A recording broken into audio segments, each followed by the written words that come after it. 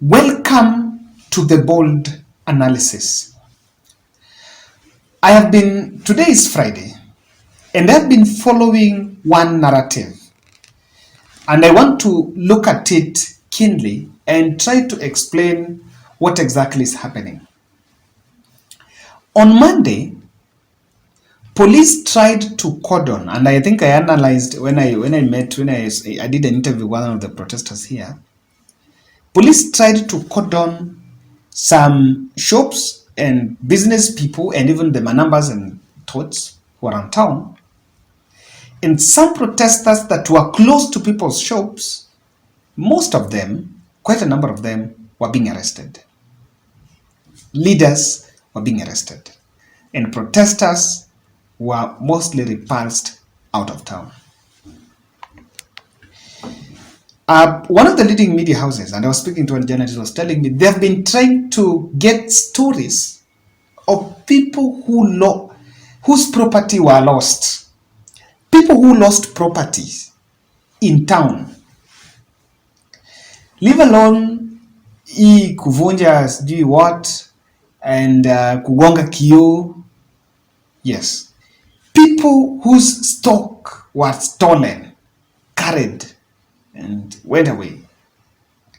Things that protesters stole on Monday. And you will bear with me that not a single video has emerged. There is only one video of a lady in town showing the way fridge yake ligongwa na watu wakabeba soda, which the fridge was out.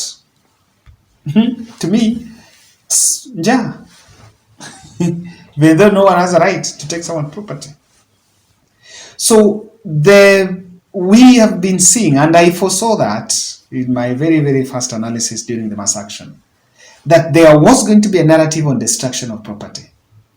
So today when William Ruto and Rigathi Gachagua were in Kisii, they told the Kisii people that Raila should go and face William Ruto in State House direct instead of bothering the hustlers. Because the person who competed against him was William Ruto and not the hustlers. That is what they said in Kisii. Rigathi Gachagua is saying that Raila should stop using the youths to destroy Kikuyu's businesses. Today I spoke to one of our viewers here, was asking me, yes, there was destruction, but we are not talking about the fact that there was also a reaction after an action. And I want to ask you, do you think the security advisors and the security personnel did not know very well that when protesters are repulsed, they normally resist, and then that will open a window for confrontation, and that confrontation can then lead to other things? Do you think the security forces don't know that? They knew that. And I think if there is someone whose property was destroyed, I'm yet to see come out. There is one that happened, I think, in Embakasi, and I'm wondering which protest was in Embakasi, because the protest was supposed to be in town. And there was an engagement late in the evening. I still don't get it. So, is someone committed to make sure that there is sort of some property destruction? Why people are being repulsed from being around Raila Odinga in town? It is not about the fact that protest cannot be peaceful, but someone could be committed to make sure that, one, there is confrontation and some destruction, some few distractions here and there, so that you will carry a narrative that the protesters are only destroying Kikuyu's businesses. Question number 2. For those who have come out and said their businesses were destroyed, Where is the evidence that it's only Kikuyus?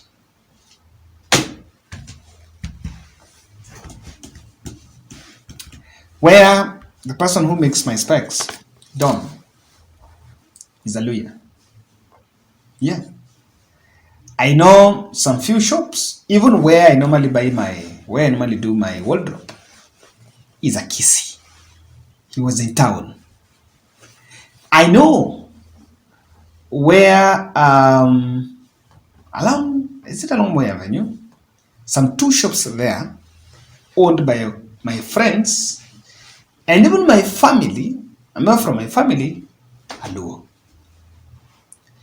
Are Kikuyus the only people in town?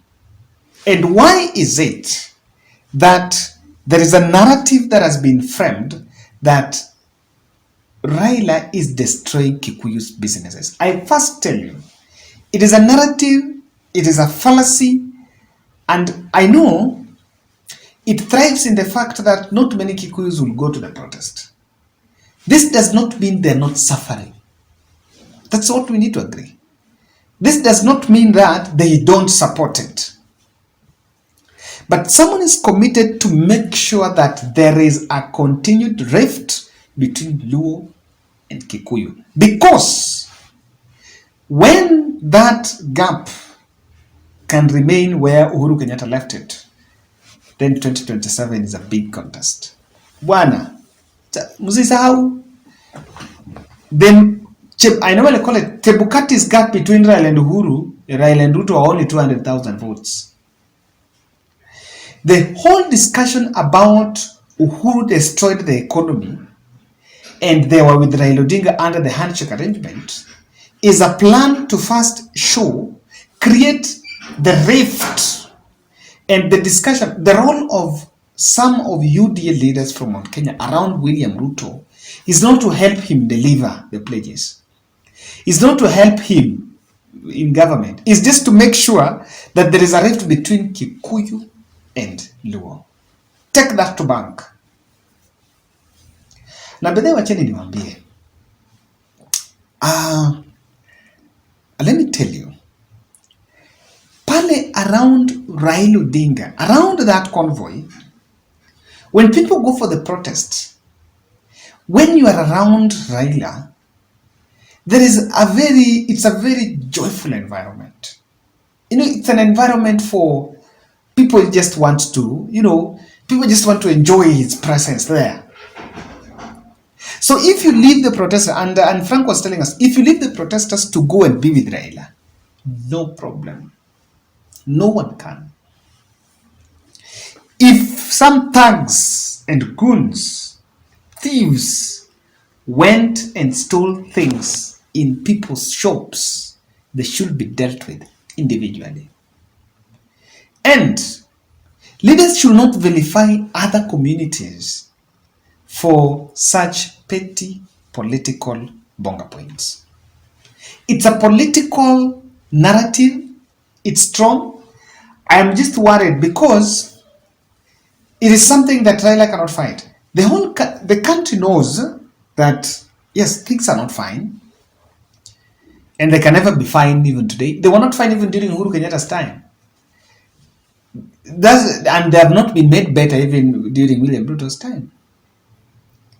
And even if William Ruto was to leave, they may not be better even in the hands of another person. It's not an overnight thing. So this is a perennial problem that we've always had. Politicians cannot solve it because it has never been their priority. But we are playing politics. And let me say, I want to make it this way. We attacked Uhuru Kenyatta's handshake. We attacked Raila Odinga's handshake with Moi Kibaki in 2007. The same people that were hardliners around Raila, William Ruto was a hardliner around Raila in 2007. Martha Karua was a hardliner around Moi Kibaki. Today, the switching comes. So, we are coming from somewhere. But Raila came and said, okay, fine, I have lost it, I have won it, but I'm accepting to be the PM so that we can have ceasefire. He won that election. The biggest undoing around President Ruto is that he's surrounded by people that are overexcited by power. The people that are seeing after William Ruto should be us, should be Rigathi, should be Nyoro. People who take powers. This is an opportunity for us to make money. This is an opportunity for us to eat it.